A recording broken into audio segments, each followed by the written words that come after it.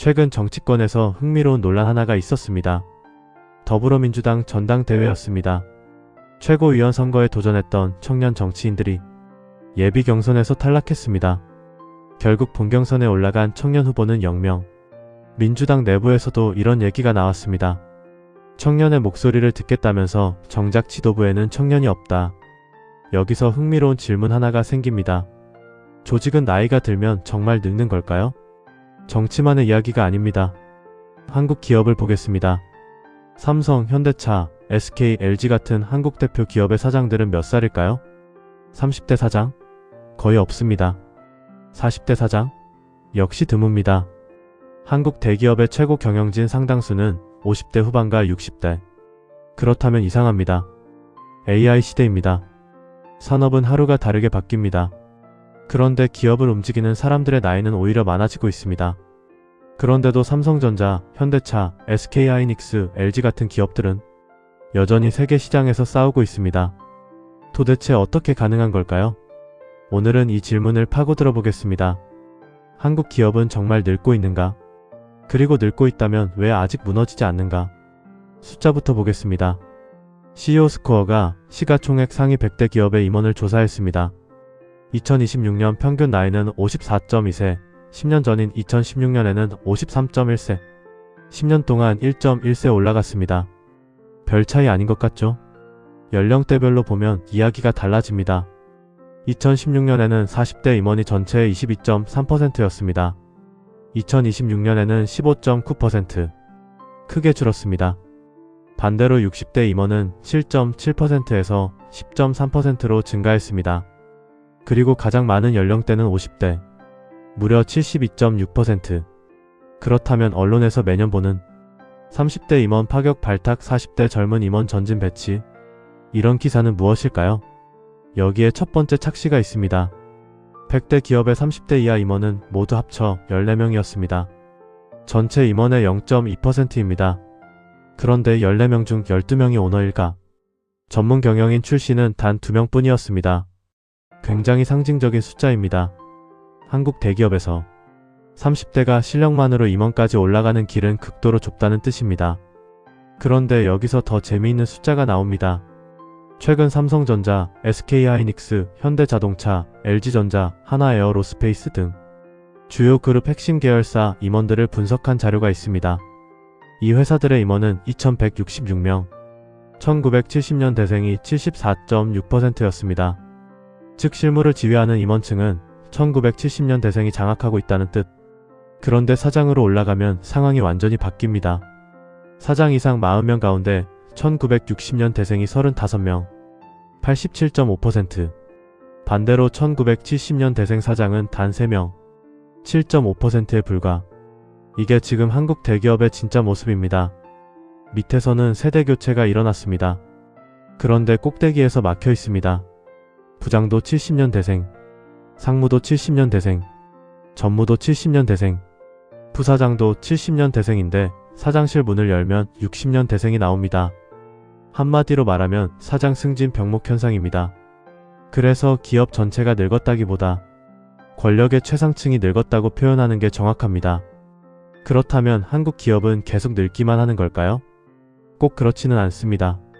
2026년 새롭게 선임된 국내 500대 기업 CEO 55명을 조사했더니 평균 나이는 57.7세, 전년 대비 2.1세 젊어졌습니다. 1960년 대생이 42명으로 가장 많았지만 1970년 대생도 11명까지 늘었습니다. 굉장히 중요한 변화입니다. 전체 임원 평균 나이는 올라가는데 새 CEO의 평균 나이는 내려가고 있습니다. 서로 모순처럼 보입니다. 하지만 사실은 아닙니다. 지금 한국 기업에서는 두 가지 현상이 동시에 일어나고 있는 겁니다. 조직 전체는 고령화됩니다. 그런데 필요한 자리에서는 선택적으로 세대 교체를 합니다. 전면적인 세대 교체는 하지 않습니다. 대신 필요한 사업과 필요한 회사부터 바꿉니다. 한국 기업 특유의 점진적 세대 교체입니다. 미국을 한번 보겠습니다. 우리는 실리콘밸리 이미지를 떠올립니다. 20살에 창업하고 30살에 억만장자가 되고 후드티를 입은 CEO가 세상을 바꾸는 모습입니다. 마크 저커버그, 샘 올트먼, 그리고 수많은 스타트업 창업자들. 그래서 미국 기업은 굉장히 젊을 것 같습니다. 그런데 실제 숫자는 다릅니다. 2025년 S&P 500 CEO 평균 나이는 58.6세입니다.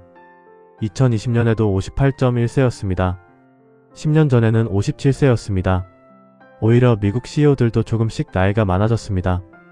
즉 CEO가 50대 후반이라는 사실 자체는 한국만의 문제가 아닙니다. 미국도 비슷합니다. 미국 기업 역시 복잡한 조직을 운영할수록 경험을 중요하게 봅니다.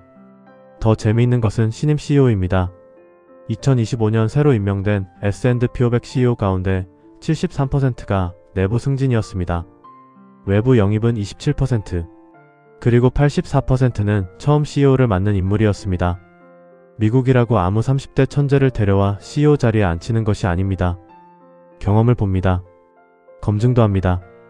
다만 새로운 사람에게 기회를 주는 회전 구조가 비교적 강합니다. 결국 핵심은 나이가 아닙니다. 얼마나 자주 새로운 사람이 올라올 수 있느냐입니다. 그렇다면 한국 사장들은 왜 늦게까지 자리를 지킬까요? 첫 번째 이유는 기업의 성장 속도가 과거보다 느려졌기 때문입니다. 과거에는 회사가 빠르게 성장했습니다. 공장도 늘었습니다. 계열사도 생겼습니다. 해외법인도 만들어졌습니다. 그러면 자연스럽게 사장 자리도 늘어납니다. 윗사람이 퇴직하지 않아도 아랫사람이 올라갈 새로운 자리가 생겼습니다. 지금은 다릅니다. 저성장 시대입니다. 사업을 늘리기보다 정리하는 기업도 많습니다. 사장 자리는 한정돼 있는데 후보자는 많습니다. 두 번째는 사람들이 회사에 오래 남기 때문입니다. 건강수명은 길어졌습니다. 정년도 길어지고 있습니다. 60세는 더 이상 예전의 60세가 아닙니다. 지금의 60대 경영자는 20대에 회사에 들어와 PC혁명도 경험했고 인터넷 혁명도 경험했고 스마트폰 혁명도 경험했습니다. IMF도 겪었습니다. 2008년 금융위기도 겪었습니다. 코로나도 겪었습니다. 그리고 지금 AI 혁명까지 보고 있습니다. 기업 입장에서는 이런 사람이 쉽게 버리기 어려운 자산입니다. 세 번째는 경영 자체가 훨씬 복잡해졌기 때문입니다. 과거 제조업 CEO에게 가장 중요한 것은 좋은 제품을 싸게 만드는 일이었습니다. 지금은 다릅니다. 미국 정부와 협상해야 합니다. 중국 시장도 봐야 합니다. EU 규제도 알아야 합니다.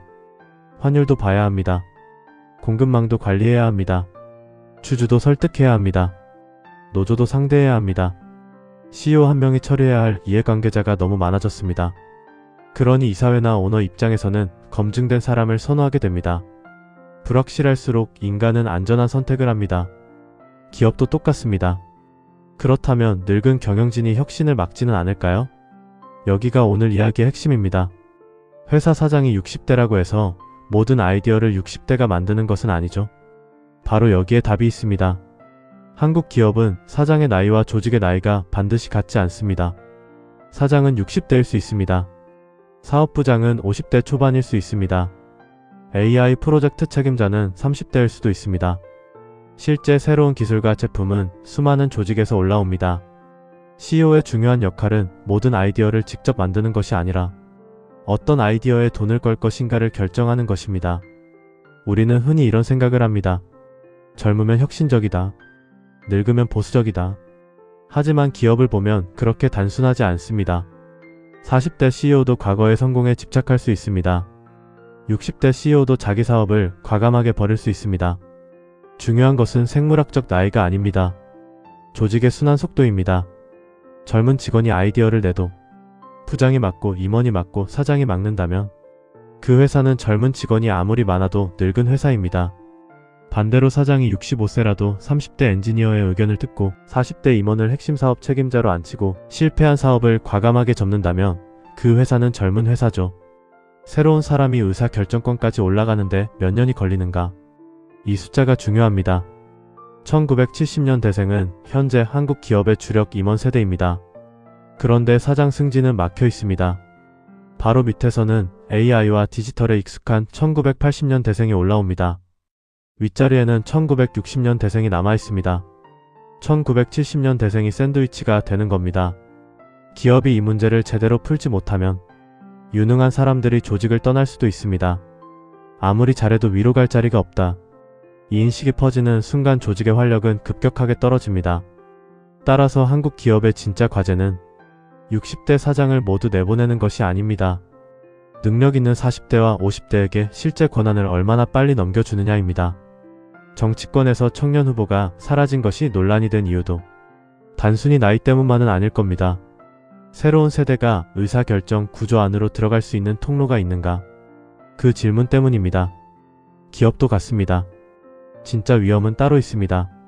새로운 사람이 올라오지 못하는 조직, 젊은 사람이 말해도 아무도 듣지 않는 조직, 과거의 성공 경험이 모든 판단의 기준이 되는 조직, 그 조직이 진짜 늙은 조직입니다. 경험은 남기고 권력은 순환시키는 조직, AI 시대의 가장 젊은 조직 아닐까요? 경불진 깐부 니곽스 베이스워시, 폭염에 찌든 스포츠웨어의 숨은 때를 제거합니다. 일반 세제는 면, 의류 전용이라 오염물이 남거든요. 네이버 경불진몰에서 확인해보세요.